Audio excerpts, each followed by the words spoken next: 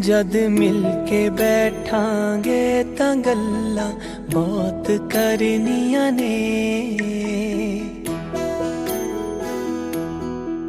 जद मिल के बैठांगे तां गल्लां बहुत करनियां ने। कुछ मेरे रोण दियां तेरे वख होण दियां,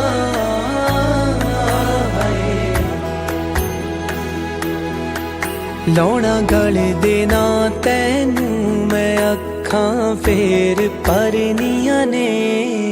जद मिल के बैठांगे तां गल्लां बहुत करनियां ने।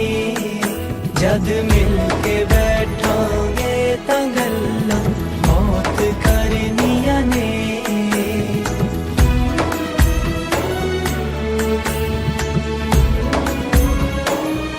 मैं पुछना वक्त बीते तो किवें लंघिया सी मेरे बिन।